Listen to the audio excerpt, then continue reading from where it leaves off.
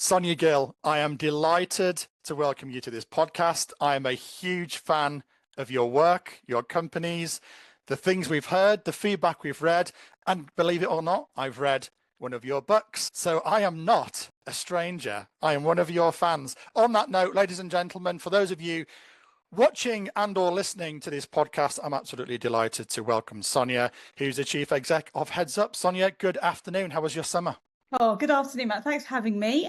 My summer was lovely, thank you. Yeah, really nice. Lots of family fun, lots of sun. Always nice this year. Always nice. I hope yours, and I hope everyone who's listening, even if the summer feels like a distant memory, I hope it was good for them. A distant memory. Hopefully, Holidays, sunshine, travel, a distant memory. yeah. Good stuff. Yeah, and I second that. I hope everybody had a wonderful summer, and I hope you enjoy this podcast today. Today's theme, ladies and gentlemen, is all about culture. So Miss Culture herself, Sonia, is a leading expert in this particular field in regards to culture in multi-academy trusts and schools. And we're going to be having a really good conversation throughout the next 15 to 20 minutes. And I think a lovely place to start, Sonia, if this is all right, is for me to learn a little bit more and to educate the audience today on your fantastic, exciting career journey to date. So where it all started, different job roles that you had, organizations that you worked for. I think it'd be a great scene setter if that's all right with you. Yeah, happy to. So, probably best to start with the fact that I am a qualified teacher, so I know what it's like to work in schools, and I've taught every age from reception to 16 as a full-time teacher, a supply teacher, a specialist intervention, helping borderline CD grades at GCSE, as they used to be called, be more C than D. And I've worked in primary, secondary, and special contexts. So schools are a place I love being in, and I've been lucky enough to be in them in a range of ways. But I was also delighted to be selected from thousands to join the John Lewis Leadership Programme. And I spent very many happy years in the John Lewis partnership, really, going through this fast track on leadership, developing my leadership skills, and also learning a lot about culture, because we all know that John Lewis is famous for its culture. Yeah. And I'd be, withholding if I didn't say that I made really good use of my John Lewis discount card whilst I was there. Wouldn't you? And from there, I formed Heads Up, and I formed Heads Up because I was always really curious as to why so many schools got to good, which is a great achievement, and then so many schools stayed at good, which was another great achievement. Because we know how hard it is, and it's a really demanding and yet still fulfilling role. But why did so few get to outstanding? Like, why wasn't there a natural linear progression? And was outstanding real anyway? So my background in teaching, in business, in high-performing cultures, and a psychology degree led me to kind of having this desire to understand, were great schools really that great? And if so, how were they doing it? That's really interesting. Just going back to the John Lewis experience. First of all, you didn't share your discount card, so I'm heartbroken, but never mind, we'll take that offline. What do you think made the culture so special? So I'm aware that, I've read things about the wonderful culture, recruitment, retention, all of those types of things is kind of what I immediately associate with John Lewis. But in your first-hand experience, what magic little buttons or things, strategies did they have to make it so special? So at core, culture is people. Culture is the sum of what people do day in, day out, what their values are, what their common purpose is. And, the thing that I think really made John Lewis, and don't get me wrong, John Lewis, fantastic products, fantastic, so all of that, but actually sitting behind every single thing is what are the people like. And over a very large organisation like John Lewis, their people are phenomenal and an absolute delight to work with or be served by in their shops. Yeah, I second that totally. Yeah, interesting. And just to kind of fast track your John Lewis experience, your teaching experience, your degree, is culture, enhancing culture, understanding, being able to develop culture is so unique. It's such an interesting and unique thing. I remember businesses, I remember walking into businesses, whether it was I was an employee, whether I was a consultant, and sometimes I'd go in and within moments, within seconds, you're like, oh. I remember I was appointed as a senior leader in one company many, many years ago, and I was really looking forward to joining them. Of course I was. It was a big step forward for me. It was a challenge in my career. And I walked through the door in central London on day one, and I could almost feel it. And I was like, okay. And in my experience, that was the hardest area to adjust and to optimize. And ultimately, the company's performance, we're here to talk about MATs and schools today, of course we are, but the organization's performance was incredibly restricted, in my opinion, because that culture was nowhere where I wanted it and needed it to be and what I inherited.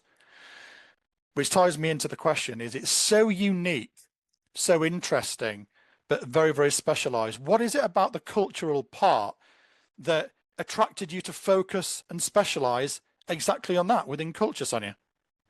Yeah, I mean, it's a great question, and I totally agree with you. Like, you can tell, we all can. You know, you ask a school leader to walk into school, they'll get a vibe for what the school's like. We get that. We walk into a restaurant, and like you, in a new organisation you are working in, what's always fascinated me is how to get the best from people, how to really unlock them. You know, at core, I'm a teacher, you know, and our job as teachers is to help our pupils flourish in every way we can. You know, it's not just, are you getting good grades? It's who are you as a person? How are you developing socially and regulating your emotions? All of those things, we're constantly trying to help people flourish. And, you know, even when I moved into business, my focus very much was, how do I help this team do as well as possible? Yeah.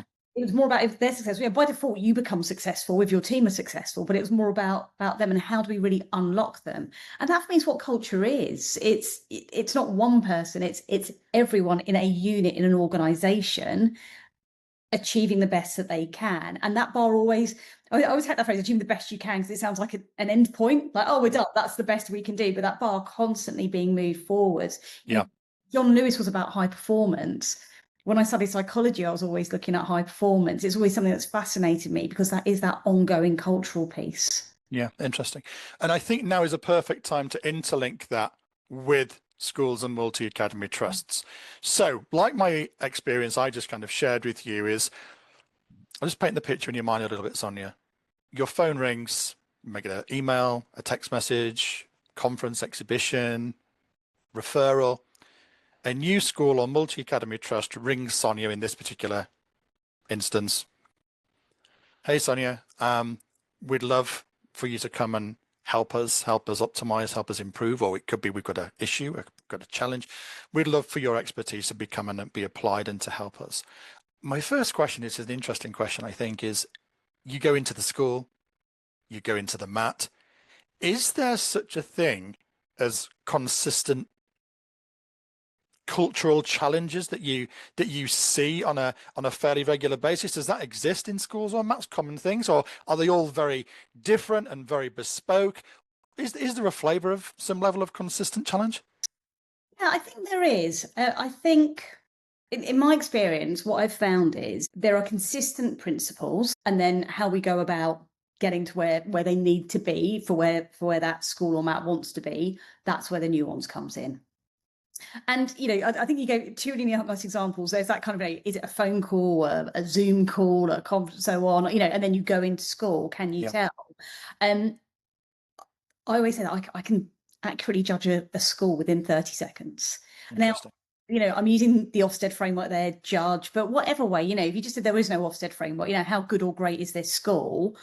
What would you say? So I can do it in 30 seconds. But even when I'm not in school, you know, myself and my team will go through a very simple process of uncovering four numbers to really help understand where the school is. Obviously, once we've learned a bit about them, we think, okay, let's have a look at this through this lens of four numbers. And that will give us a really strong indicator of where they are culturally and what's going to help move them forward, what's maybe their sticking point.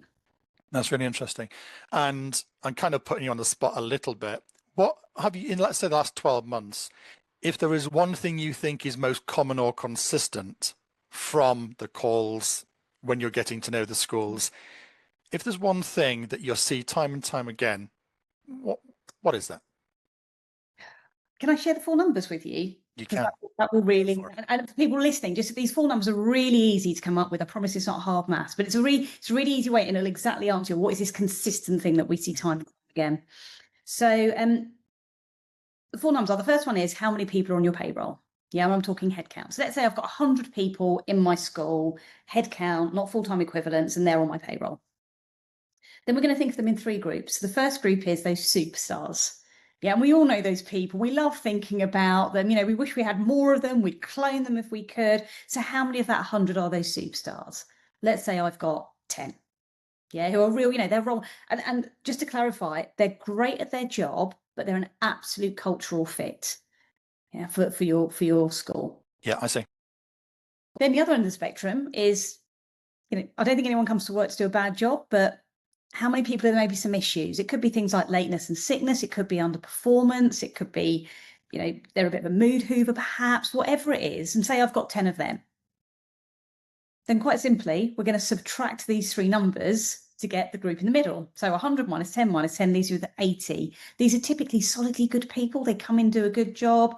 They might veer into that superstar or some issue category now and then, but they're solidly good. Yeah. And what we found time and time again is that in most schools, what you'll find is the majority are in the middle. They're that solidly good group. You are running a good school with good people coming in day out and doing really good work. But what we find in those great schools is they've got 70% plus in that superstar category. I see. Yeah. Just imagine if 70% of those people, 70 out of that 100 were in that superstar category, people can go, actually, my school would be really different. So that's a real common theme we find is the majority of people are good. And the nice thing about that is it's good. Yeah. Nothing's really broken. Yeah. Yeah. That's really interesting. Yeah, that's very, very interesting. And I guess all of those principles could be applied outside of education too, in terms of those numbers. So very, very interesting indeed. Okay, super. Now, what I would love to learn, which of course is the topic of today's podcast, is your 5 magic, most impactful hints and tips, Sonia, for MAT school leaders to develop a world-class, outstanding culture. So I would love for us to start to go through each one of those 5. So over to you. Brilliant. Okay, well, my first tip is people versus plans. So look, I love a plan. And I think having a plan versus not having a plan is definitely the right side to be on. But I think we can get a little bit obsessed with our plans and focus that little bit too much on the plan rather than the people who are doing it. And I said, culture's about people. So a bad plan with everyone doing it is going to do a lot better than a good plan with only 50% of people doing it or 80%. So my tip would be, right, everybody, particularly at this time of year in September, everybody's got their school improvement plan for the next year. I'd look at that, think about, okay, how much do I think the team are on board? If necessary, scale that back a little bit, but focus more on getting people really on board, really having a few things land well with impact instead of trying to do a lot. Because a plan is only as good as the paper it's written on. It's great to have, but I think we can direct that bit more attention to what do we need to do with our people to make that plan sing, because that's where the difference comes. Really interesting. And the scale back point as well as registered with me there. So rather than one person having 10 or 20, focus on the most important 2, 3, 4 type of areas. Definitely. This is definitely a case where less is more. But then what I'd add to that, less is more, but then redirect that energy, redirect that resource that you might have spent on more things in really getting the team to where they need to be to bring that plan to life. Love that. A great number 1. That's my number 1. Number 2. Yes, please. So actually, it ties really nicely into those 3 numbers I gave. So I think a really powerful win is to think about those people where we've got some issues, whether it's lateness, sickness, underperformance, admittedly, someone who might be a bit negative or a mood hoover is a bit of a more challenging conversation to have. But, we found in schools, there are 5 common difficult conversations that 97% of schools have, and they're all fixable. And they include things like lateness or not following policies. Yeah. And whilst these things aren't massive issues, they really do chip away at what your school is trying to do. If someone's late every day, if someone isn't following the policies or isn't adhering to the new initiative that you're trying to get off the ground, it sabotages everyone else's work. Yeah. So I'd really think about who's in that group. If you've done those 4 numbers and you look at that group, some issues, in my example, there were 10. I'm not saying go and tackle all 10, but what's one you could tackle? And maybe someone else in your team. And when I say tackle, I mean actually just have a really good conversation with the person about the issue and how it needs to be different. Because if that 10 goes down to 9 and that 9 people go down to 8 and those 8 people go down to 7, often you can get a lot of really good quick wins. Probably 5 out of those 10 would change, and that really makes a massive impact on the rest of your team. So it's actually have some of those little bit crunchier conversations Yes, with the people where we need to. really, really interesting. Thank you. Yeah. And then my third tip, actually, that I'm going to talk about that solid majority, a bit the converse to tackling those issues. Who in that big group, that group of solidly good people, who could become a superstar? So I'd say, like, focus effort on a couple of people. You hear that common theme here, actually. Focus, slim down your plan. Yeah. The people you could improve and move them from some issues. Same with that majority.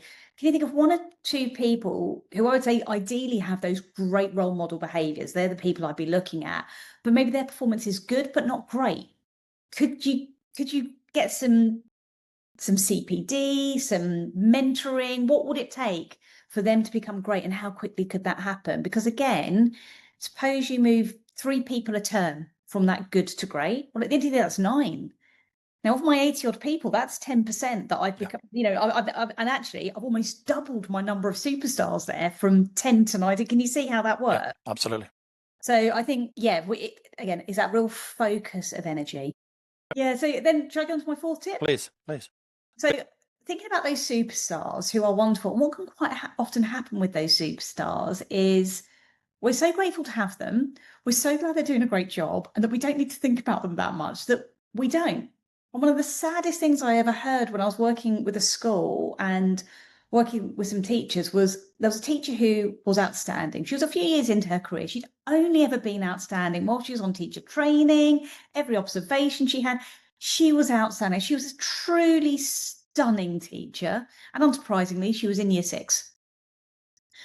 And she sat down and she said, "I'm thinking of leaving the profession." Yeah. And oh, so sad. So sad. Because she wasn't being stretched, she wasn't being developed. High performers want to be developed. Now, thankfully, in the case of this teacher, she did go on some really great training, and it re-energized her. She came back bouncing, buzzing, and that was a real lesson to the school. You could have lost someone. Thankfully, you took a great step and you stimulated this person who wants to be stimulated.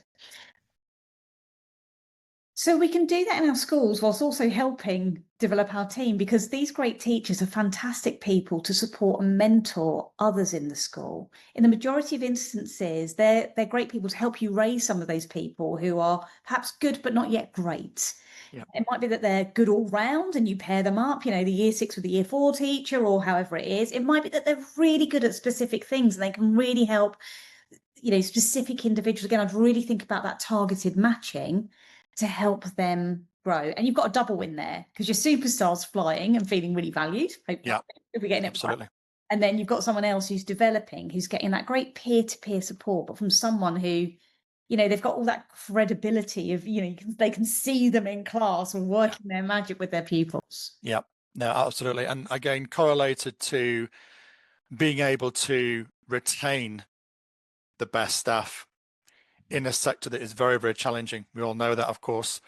Recruiting world-class teachers, keeping world-class teachers, keeping them happy, motivated to develop the world-class students of today and tomorrow and the future.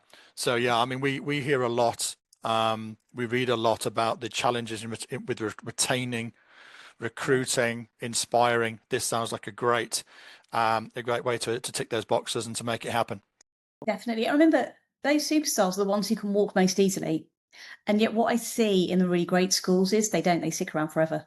They don't want to go. They'll be there for a long time. And if they do move, it will be due to family reasons, or, promotions come up. But even then the school, have normally been on the front foot of that. So, you're right. These are the people most of all we want to keep hold of, because we want to grow the number of superstars, ideally 70% plus.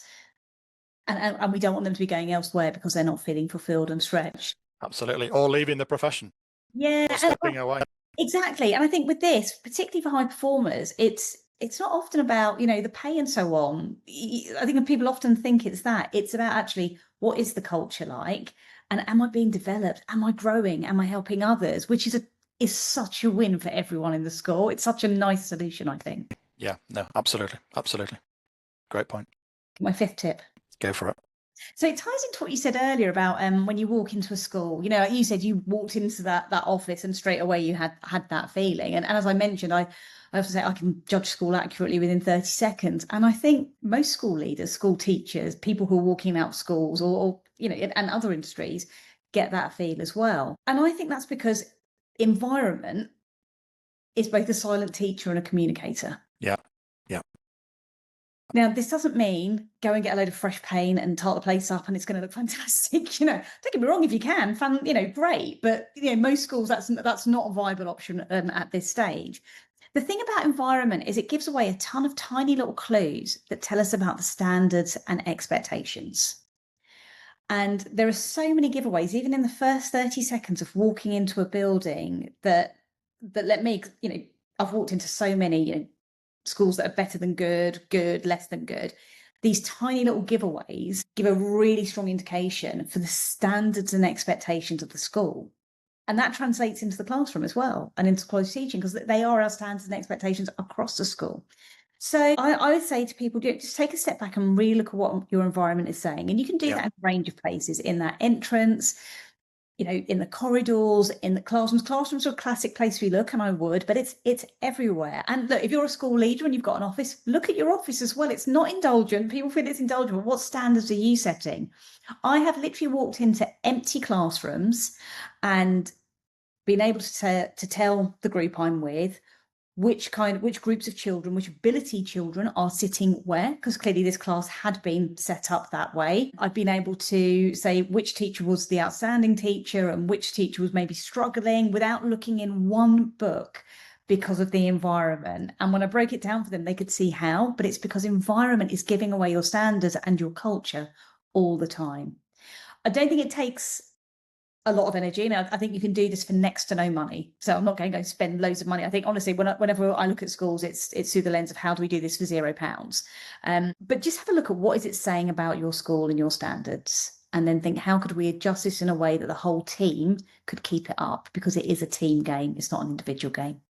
That's fantastic. Thank you very much. Can you just summarize just each one of those 5 again, just for the listeners, so they can just quickly jot it down if they're driving, perhaps walking with their earphones in right now, listening to us, watching us. Just to summarize those 5 one more time, Sonia, I'd be grateful. Absolutely. So people before plans. Yep. Get some quick wins in with those courageous conversations. Yep. How many can you lift from that solid majority in the middle, typically the majority? And how can you use those superstars to build capacity? And then the 5th one is look at your environment. What's it communicating? And then how can you change it so that silent teacher can do its work for you? Fantastic. Thank you very much indeed. Absolutely wonderful. As we are about to conclude this podcast, again, a massive thank you to Sonia. I'm sure there are lots and lots of persons listening to this, and if you are one of them that is thinking, oh, I'd love to have a chat with Sonia, pick her brains, run a scenario past Sonia, how would Sonia deal with this? Could Sonia help my mat or help my school? The answer is absolutely. Sonia, would you mind, with your permission, sharing your contact details with everybody here? Just if they want to pick up the phone, send you an email, perhaps give you a call, are they welcome to do so? Is that okay? Absolutely. I'd say the best way is always through the website, because wherever I am or whatever school I'm in, someone will grab that very quickly and arrange it. So you can contact me through ukheadsup.com, and I'd say that is manned 24/7. Doesn't matter where I'm walking, that will get attention. Fantastic. Thank you very much. Thank you, everybody, for watching and or listening. We hope you've enjoyed the podcast. A massive thank you again to Sonia for being today's special guest. We're incredibly grateful, Sonia, and we hope you've enjoyed being a part of it. Thank you so much. I hope it helps all of you wonderful school leaders out there. Thanks, Sonia.